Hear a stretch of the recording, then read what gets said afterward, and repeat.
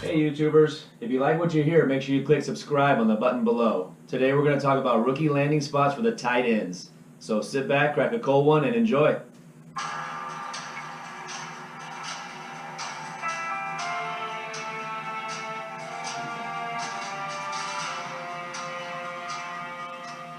a world where losing in your fantasy football league isn't an option, we present to you Triple Coverage Podcast. Coach speak. I think that is not coach speak. You can't have oatmeal and this. That's like oil and water. It's combustible. It reacts. Dynasty startup. What? Superflex. What? 14 team. What? Trying to make you feel better. Two takes. One take J. Square peg in a round hole. 3, 2, 1. Hey everybody, welcome back to Triple Coverage Podcast. I'm Travis Sutton here. I'm with James Up and Jay Up. Hello boys. Whoa, whoa. What's up, guys? Go Knights go. Absolutely. Today, I'm getting into tight end landing spots, rookie tight end landing spots. Exciting episode. Very exciting. Everyone's favorite position. Who doesn't love tight ends? If you're into tight ends, this is the episode for you for sure. So stay tuned. Okay, so we're going to get right into this. Hopefully it's not going to be too long or drawn out. We're not going to really go into some of the deeper guys that were drafted who might not even make the squad or are so deep that they're not fantasy relevant, other than in the deepest of start 4 tight end leagues, maybe. So let's start right off the top with the first guy drafted. Mm-hmm. You guys ready to roll? All right, Hayden Hurst, baseball player, converted to football player, 6'5", 250 out of South Carolina. A little bit older of a rookie prospect, 24. Is that right? I think it's 25 when the season starts. He's 29, I think. Yeah, he's going to retire. He's almost as old as Joe Flacco. He's going to his last season. Was anyone as surprised as I was that he was taken in the very first round? I was more surprised. I mean, why? Like, is he that? Why was I surprised? No, why did he get taken so early? Ozzie Newsome, general manager, his last him? year. He's a tight end himself. That's why they... Good narrative, I guess. Hey, he likes tight ends just like we do. How long have they struggled at the tight end position in Baltimore, though? Really? You know they what? haven't had anybody. They've had guys, but they get hurt and I'm talking like 3 deep, they get hurt. And now all of a sudden it's a 4th tight end that no one's ever heard of before, and all of a sudden he's in the game. And of course he's not good because he's a 4th tight end, and you just never hear from him. Well, they brought in Ben Watson, and he had for as ancient as he is, he had a decent season. Like when you look at kind of the breakdown of the numbers, they passed to the tight ends, they passed to the running backs. It's a fertile landscape for tight ends if you got a good tight end that's going to get pretty much all the work and he can stay healthy. They drafted more than one tight end there, so and they added everywhere in wide receiver. They had a whole new receiving core. So I just don't know how this is going to shake down. I'm kind of curious to see who. Let's bring up the other guy they drafted since we're talking about them. They drafted Mark Andrews, 3rd round out of Oklahoma. Played with Baker Mayfield, very productive. He was more of a smooth pass catching kind of tight end. So Jimmy Graham type-ish. You have to expect he's going to catch some receptions. Hayden Hurst can, but is Hayden Hurst going to be more of blocking? The multifaceted tool guy that they can have in for blocking and receiving? See, the way I kind of look at it is that Baltimore's offensive line wasn't that bad, so I don't think they brought in Hayden Hurst to be a blocker per se. I think they're gonna try to run a 2 tight end set this year, and it kind of shows you because all the free agents they brought in with wide receivers, they're all like kind of cast-offs. It's like Crabtree wore out his welcome in Oakland, so they kind of let him go, and Baltimore brought him on. John Brown kind of wore out his welcome in Arizona. They let him walk. Willie Snead was in the doghouse with Sean Payton. So it's like they brought in these guys that are kind of retreads, and it looks like they just brought them in for like maybe short term, and they're going to use these 2 rookie tight ends to be the centerpieces of their offense. They're going to run the ball with Alex Collins, and they're going to run a lot of 2 tight end sets with Hayden Hurst and Mark Andrews.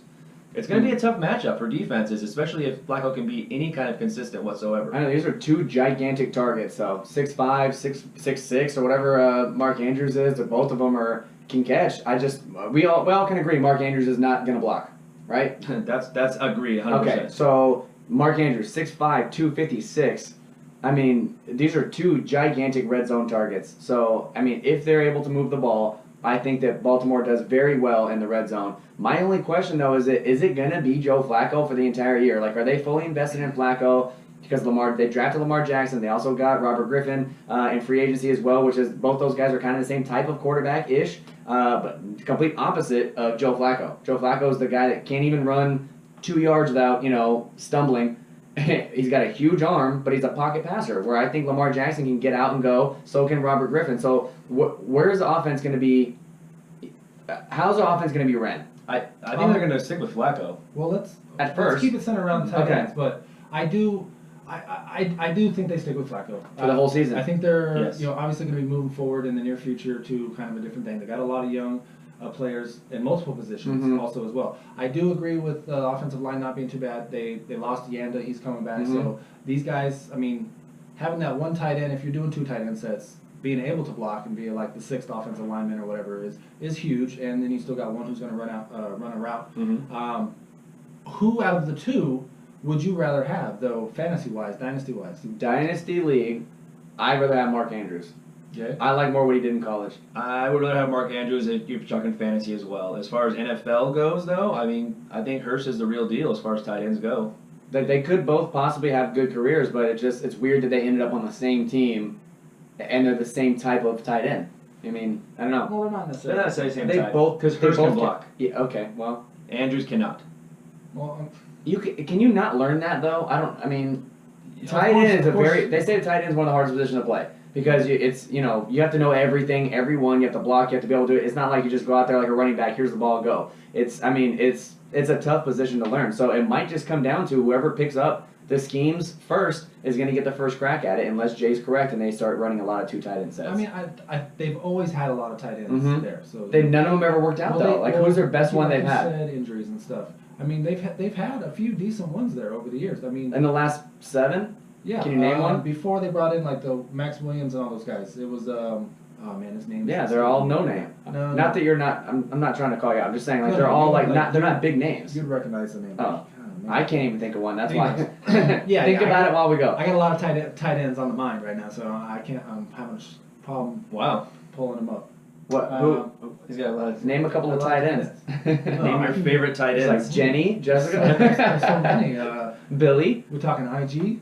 Tight ends? What are we talking? Okay, the Ed Dixon was the one. The last one. No. No. He's You a know- white guy, Yes. and he was there for a long time. Yes. This is embarrassing. I know. Dennis Pitta. Yes. Okay, Dennis Pitta. Todd Heap. Owen Todd Daniels. Heap was the other they've one. had good tight ends there, so Shannon Sharp. and they well, use you're, them. you're going way back now, but yeah. Take us back to before they moved to Baltimore. Skill. Well, Skill. but they kind of go in order, is what I'm saying. Like Shannon Sharp, and then it kind of moved on to Todd Heap. Owen Bill Daniels Walton. there for like a year or 2, and then Dennis Pitta was the guy that was there, and he couldn't stay healthy either. Yeah, they just had really bad luck with injuries. But But- the point is they use the tight end there. So Mm-hmm. and They should got get. a couple of decent prospects in. They so- should get I action. mean, Max Williams is supposed to be a good prospect, but you know how it is. It is tough to learn. So they Dynasty- could struggle. One of those guys could Dynasty, struggle. Dynasty tight end premium league though, like yours. Which one would you rather have? Andrews though. Yeah, for sure. I would definitely rather have Andrews because More targets? That's what you want in, Okay. in fantasy. You want a guy that's going to get the target, and I think he is a good enough receiver to be able to be like utilized. And quite just decently. to round out the Which one of these two is Ravens gonna tight be ends, just to round these 2 guys out before we move on to the next guy. I like round tight ends. Mhm. Not a tight end premium, just regular rookie draft. These guys both go second round, you think, Yes. in a rookie draft? Well, I think Uh, back end. it depends. They very well could. But if it's just a regular league where you got a decent tight end, I know for me, like I could care less I honestly know. about tight I'm end. starting to get off tight end If I got as a well. decent tight end and maybe a good, semi-good option to back him up, I'm not going to draft a tight end to wait 2 or 3 years till he's actually really viable. Like, I'd rather just hit the waiver wire myself. This guy I like. This next guy. Mike Gesicki, 6'6", 247 out of Penn State, played with the old Saquon. Mm-hmm. So this kid, an athlete, volleyball player, I believe. Yeah, Gets he up? actually lettered in volleyball. He was like all state in volleyball and basketball. Oh, brother, multi-sport. I like that. Same kind of issue that was Mark Andrews. He's not the best blocking tight end, even though he's huge. He has a skinnier frame, which is weird to say because he's 250 pounds, but he's 6'6". So it's just he's not like that bulky type of tight end. He's skinnier, but for the Miami Dolphins, I think it's a great fit for him because they have not much at all at tight end really. Great landing spot. in And my they have a opinion. whole bunch of new receivers in Danny Amendola, Albert Wilson. The only one that's returning really for them is Devontae Parker. So Kenny Stills. I think that's and going to be Kenny the 2 Stills, yeah. starters. Okay, and then you got Gesicki. So I think that he has a really good shot at getting a lot of targets and a lot of opportunity. But again, it always takes a while for tight ends to be productive. So I don't know if any of these guys that we're going to name today is going to come out and be a top 10 tight end year one. Like I just don't. Yeah. I don't know. Yeah, I mean, especially Dynasty. I mean, you should be okay at tight end. This is a guy you want to stash. For sure. You don't want to lean on this guy because, yeah, you're right. He's probably not going to come out and do much. The Evan Ingrams of the world, who was by far Anomaly. a better prospect than these guys, He was was- thrust into the right position, Correct. Yeah. and their number one goes down. Like, he got all the targets. So He was forced into it. Yeah. that doesn't happen. So don't get caught up in all that with a guy coming out this year. I mean, it's very possible that something like that could happen. Somebody could go down, he could get more targets. But yeah, like I said, I don't think he's going to be a top end tier tight end for sure. It's so hard to say what Any of them. a top tier tight end is these days. There's three Well, you guys. think Kelsey? Yeah, Kelsey, There's literally Gronk, 3 guys. That's it. And Ertz. Ertz, yeah. Especially with Olsen at the tail end of his career, like he's getting up there in age. Jimmy Graham, same thing. Jimmy Now Graham's going to up there in backers. age. So. Gates is almost out of the league, so it's like these guys that were top end. There's only a couple left now. Is Gates out of the league, or are they pulling him back in? They're gonna pull him back He's in. going to go back to the Chargers. They have to pull him back in. Maybe he's burnt. Feels burned by them though. They basically, you know what I mean? Like, we don't need you. You know, sorry, we're gonna move on from you. Ooh, our tight end got hurt. Godfather 3. Hey, what are you doing? Yeah. Yeah, everything's time out I of get his out, back yeah. in. Oh, I thought you meant they're gonna leave a horse's head in his, like a Charger's head in his bed. That's That not was- 3. I know. That wasn't part 3. I think that was part 2. So Wasn't like, welcome back, and it's a horse's head in his bed. All right. Should have gave him the part of the movie. Yeah, exactly. So okay, Gesicki, I like just as much as I like the other 2 Ravens guys, and I think that he great landing spot for him. All right, so who? Dallas Yes. Goddard went to the same school as the old Carson Wentz. Yeah, Yeah. he's a Jackrabbit out of South Dakota State, 6'5", 256. I like this guy. This guy might be my favorite of the tight ends that are coming out as far as career wise. I think this kid is pretty solid. His landing spot I know. Not optimal. is not optimal. Jay had a good point with the like everyone right now is like skyrocketing on Trey Burton. Trey Burton only did what he did when Zach Ertz was out, and he had a good couple of game stretch where he produced and he looked great. Now he's on Chicago and everyone's blowing him up, but they didn't use 2 tight end sets very often to where they were throwing to both tight ends. They used him either as a blocker or they really only focused on one tight end. So Dallas Goedert might be the type of guy that you have to leave in your taxi squad for at least a year. It could be 2. Like I don't know. I don't know how. As far as production, if you need somebody to go fast, like I need somebody now, I feel more comfortable in Mark Andrews and Gesicki over Goddard. Yeah, I agree. I think But Goddard career-wise, I is- think Goddard's going to have a really long career. I think he's going to be great too. I think he's going to be a really good tight end in the future. But like you said, if you need it now, this guy's not your guy because they drafted him behind not only a starting tight end in the NFL, but an All-Pro. Like the guy Zach Ertz is a top 4 tight end the last couple of years. Yeah. And they don't run 2 tight end sets there. They run a lot of runs because they do that committee. So they have a lot of running backs they spread the ball out to, and then they have decent receivers. And yes, Wentz will throw, but I don't see them supporting a 2 tight end set. So Goddard's going to come in. He's going to learn the system. Obviously, he's probably played before with Carson Wentz in college, even though it's been a couple of years. But my point is that he's going to sit for a while too. But the stat that I'm reading here, the Eagles led the entire NFL with 110 receptions by the tight ends last season. How many of those were Zach Ertz? Off the top of my head, I don't know, but I would say You keep talking over off. 70. Yeah. Well, And then Trey Burton had his little run, and when you go back and look at it, that's the only games that Burton had were those games that Ertz was out, and it wasn't like they supported 2 at the same time. right. I think the thing with Burton is don't double. Like I start hearing the term a lot this time of year. Don't double count things that you kind of already know. Yeah, Trey Burton, it has that kind of skill. He's going to a team with a new coach who has had Kelsey in the past. So yeah, it looks kind of rosy and it looks like things could be good, but don't double count it like it's like, oh, this is bump him up here, bump him up here, bump him up here. Mhm. Like he should be okay and decent in there, and you'll have yet to see what really shakes out over there. But with this, I think it shows that they were willing to use the second tight end. Ertz has been hurt in the past. Mm-hmm. I see this coaching staff as a coaching staff that is very adaptable and very ahead of the curve on things. So if they were to start using 2 tight ends more so than they did last year, it wouldn't completely surprise me. I agree. And, This kid could blow up in OTAs and preseason, and they're like, dude, we got to get this guy some opportunity. and I think they're a coaching staff that wouldn't shy away from that. Yeah, They'd be they're like, okay, more than open do to it. that. Yeah. 74 catches for Zach Ertz last year, and he only played 14 games. So 74 of the 110 were to Zach Ertz. And again, if he would have played the other 2 games, throw in another couple, he probably had like 85 of those.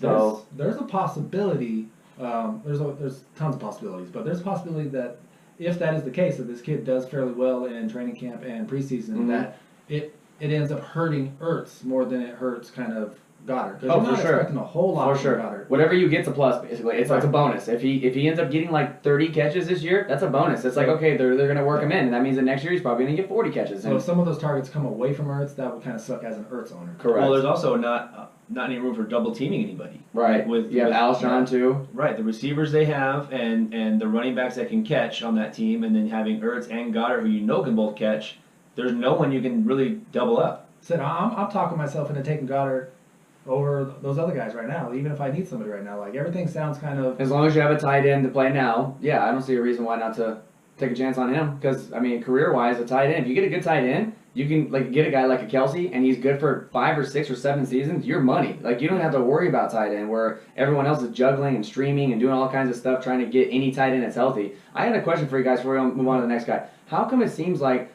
tight ends get hurt so much? Like, they're bigger guys, so like they have the body mass, they have like the big bodies, and you would think that it would be other positions. Like, it always, or maybe it's just because there's only like 1 or 2 on each team, it seems like it's more, but it seems like the tight ends get hurt so often. Why is that? They're bigger guys. You would think they'd be able to take the contact better. They'd be able to like impose their will, because they're going up against like corners, and they're going up against guys that are safeties sometimes that are smaller than them. But they're also going up against defensive linemen. They're still bigger than them. And they're too. in on every play. Yeah. Like, the receivers, as much as you want to say the receivers block, they don't always like block every single play. You know what I mean? It just seems like tight ends get hurt. They're in on every play. Yeah. Okay. I don't know. I had that thought going through my head as I'm like, dude, every tight end gets hurt for the season-ending injury every single year. It seems like there's at least 5 or 6 or 7 that get hurt every single year, and you're like, damn. Yeah, I mean, you don't pay attention to a lot of other positions, but it's the same across the board. Like, everybody gets hurt every game. That's true. But yeah, they're a position. Yeah, like you said, they're in on a lot, so they're more notable, I guess, when they do go down. Here's another old man. Hit him with it. Jordan Akins, 6'3", 249 out of UCF. Never heard of him before the draft. I kind of like this one. I've been taking a shot on this kid in a couple of areas where I can. He's an older prospect as well, 25. He was a baseball player like Hayden Hurst. Multi-sport athletes, I like those. That's a throwback to when guys were able to, play all the time, right, and just have that skill and not get hurt all the time because they're specializing in one thing. But yeah, he's down the list a little bit. He's definitely behind some of those other guys. But I like his landing spot with this kid. I think going to Houston, it's wide open. So if he's any kind of okay and can pick things up, but it's he like can walk right into a starting It's job. confusing wide open though. It's like anything can happen there, and it's still Steven Anderson. C.J. Fedorowicz retired after all the concussions. But they went ahead and later in the draft also took Jordan Thomas as a tight end. And they also have Ryan Griffin there. And they have Ryan Griffin still. So to me, this is a full-blown competition. It's going to be whoever looks the best in camp and preseason is going to end up winning this job. There's no clear-cut starter. But for where you can get him in a rookie draft, he's not going in the 2nd round. He's probably not even going in the 3rd round. You could probably get this guy late in the 4th round as like okay, I'll take a shot in the dark, and he wins the starting job. And now you have Watson throwing him the ball on a pretty high-powered offense with Hopkins and Will Fuller and the rest of those guys. Then I love it. He's not like you have to take a super high draft pick and take a shot in the dark in the 2nd round. Like, you can get this guy way late, and for the value, I think it's well worth it. Definitely a lottery ticket. Yeah, for sure. Well, I'd rather spend those earlier picks on a positional skill position wide receiver, running back. Yeah, and then just be like, okay, this guy's the cheapest guy for the tight end. All right, let's do it. I agree. Good luck to him. Ian Thomas is the next guy on the list. 6'4", 259, Indiana. Nice hair. That's a good Looks picture. like you got shocked. That's a good picture. I like Like he put his finger inside of a... I think that was a picture they took after he got drafted after Jordan Akins. Oh, like he was surprised? Yes. Well... I was surprised. I think it's a perfect spot for him. I think he gets to learn behind Olsen. He's got a good quarterback in Cam Newton, who's still young. He's got plenty of years left. McCaffrey also. They have a lot of younger guys. Funches. To me, like Ian Thomas should get a lot of targets. I think. Like, who else is there in Carolina? You have Torrey Smith, right? I don't know. Like, come on. I don't think he get a lot of targets is for a tight end, and especially a rookie tight end. Like, that could mean a lot of things to a lot of people. You can confuse a lot of people right 50 now. targets. A lot of targets. Yeah, maybe. I mean, if Olsen's healthy, dude, he's going to be the Which one out there. He's that's- going to be the one getting those targets. That's a huge if for me. Yeah. Olsen now is getting older. He's got foot injuries, left and right, ankle injury. Like he's just, I don't know. He's not reliable to me anymore. Like if I had Greg Olsen as my number one tight end, I would make sure that I had somebody behind him just in case because it seems like it's an every year thing. It's like he's always questionable. He's always doubtful. He's always gets in. It just seems like but he's he not. plays through injuries. Yeah, He Olsen does. Sounds Yeah, like Jason but Witten. he plays through injuries not well though. It's not like he's you know what I mean. Yeah, but if he's My there opinion. and he's playing, they're That's not, my just gonna, opinion. they're not just going to start throwing the ball at Ian Thomas if Greg Olsen's on the field. Correct. Is what I think the point is that I think he landed in a great spot. I think if you can definitely wait a year and draft him and put him on your taxi squad, he's going to pay dividends. That's for every one of these guys. Yeah, I think let's just make the assumption that Blanket. you don't need a tight end and you're drafting for future.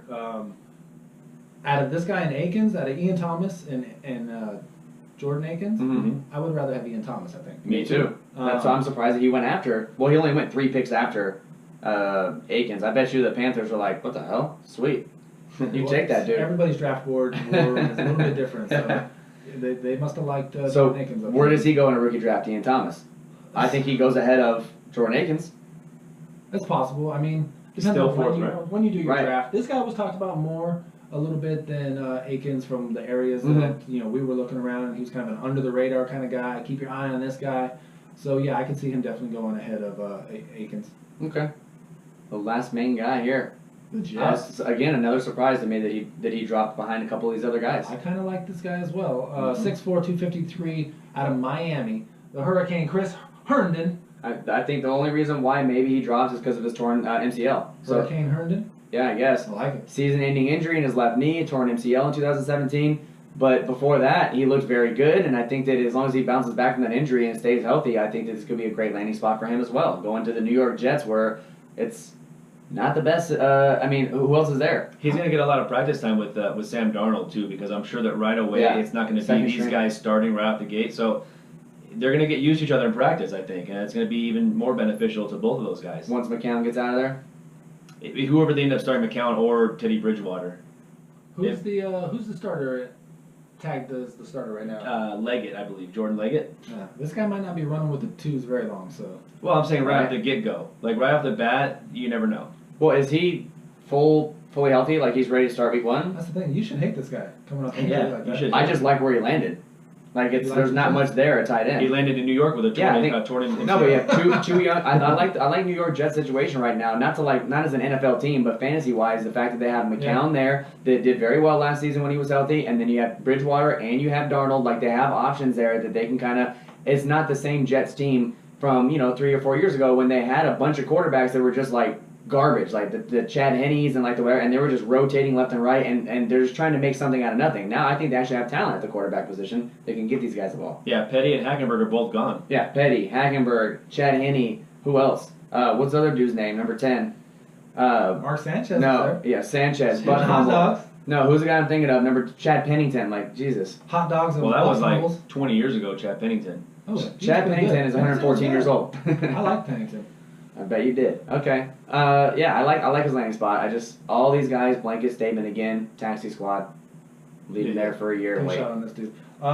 Let's see. We can just kind of round off the next 1, 2, 3, 7 guys here. That none of these guys are really guys you're targeting in rookie drafts, with the exception of maybe one. Which Troy, one? Troy Fumagalli. I agree. 5th round, 19th pick overall in the 5th round. From Wisconsin, he went to Denver Broncos, and that situation right now is you have Jake Butt coming off an entire season where he didn't play because of injury, and you have who's the other? Jeff Howerman. Howerman is there, and then now you have Troy Fumagalli. I like Fumagalli out of the other 7 tight ends that are left. If I Got had big hands. to that pick guy. one, I'd rather have him over Will Dissly, Durham Smythe, Dalton Schultz, Tyler Conklin, Jordan Thomas, Ryan Izzo. To me, Troy Fumagalli is better than all those. R to the Izzo. The only one though that has a decent chance, I think, is Will Dissly because he went to the Seahawks and they let go of Jimmy Graham, and it's him and Nick Van Ed.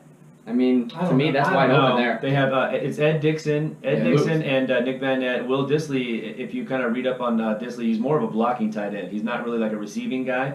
I think they brought him in more to kind of Help out bolster the that offensive offensive line. line. You dissing the Disley, bro? Who Dissly? Yeah, they Who didn't Dissly? really bring him in to be a receiving. The one guy that I think landed in a decent spot because you never know Don't say is Dalton Schultz. Dalton Schultz. Well, no, yeah. He's not somebody I'm going to take in a rookie draft. He's somebody that you want to watch on your waiver wire, and if things start going his way, you maybe grab him off the waiver wire. I wouldn't say draft this guy in a rookie draft. Where'd he land? Who's your tight end? Dallas Cowboys. Who's your tight end now? We don't have one. Rico Gathers. There's 4 guys. Okay. Rico Gathers, yeah, Dalton Schultz. I mean, you got to have a couple. I mean, yeah, there's guys that are going to play, but there's no Like Jerry clear-cut number Jones. one. Yeah, I mean, you're right. He's just because of the spot that he landed. That's I mean, the only reason why. He's got an opportunity. 6'5", 244. Caught 55 passes for 500. He loves fives, is what I hear. 55 passes for 555 yards and 5 touchdowns. He's got to put on 11 more pounds so he can be 255. I know. What's his deal? Maybe that's what he's been trying to do. He's like, damn it, I What's just his love IQ score? I love fives. Yeah. 155. If Dallas drafted him, probably 55. Yeah. It's Wonderlic he scored 55. He got 5 bonus points for finishing Or fast. 5. Yeah. Or no, I would say 5. He took it 5 times and he got 5 all the time. Well, I mean, okay, so Dalton Schultz, Troy Fumagalli, that kind of rounds out the tight ends. Well, Anything else? just to touch real quick Mhm. on the dude out of Stanford there. They're a tight end kind of factory. There's been a lot of tight ends that's been coming out of Stanford recently who Name have 'em. been productive in the NFL. So keep an eye on this guy. If it's late in your rookie draft and maybe you acquired a couple extra picks, 4th and 5th, and you want to take a stab at a tight end, I think the landing spot is a decent landing spot for a kid who's coming out who, by all accounts, should be smarter and able to pick up things. You got to be smart to go to Stanford. So Or you know people. there's a few narratives you can kind of line up that would look good for him because it's not huge competition there in Dallas. So I would take a shot on him late, but it would definitely be late. Yeah, like I said, yeah, he's not something you're like trying to key on, but just because of the landing position. I do have 2 5th-round picks in the rookie draft, and that might be one of my. I might just go back-to-back tight ends in the 5th and just take 2 random shots in the dark and throw them on my taxi squad. If one of them pans out, then it's great value. It's a 5th-round pick, which no one really values in rookie picks.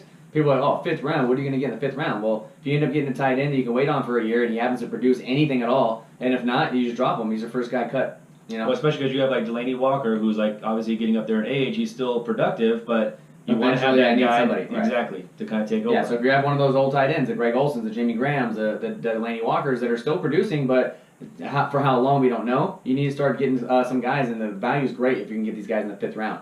Like Travis said, 2nd round, that's a little much for me. I'd rather That's go crazy another talk. position. But if you're talking 4th, 5th round, take a shot in the dark on a tight end, and if they pan out, you're good at tight end for the next 5 years. Very underrated, the back-to-back tight end. Yes, I agree.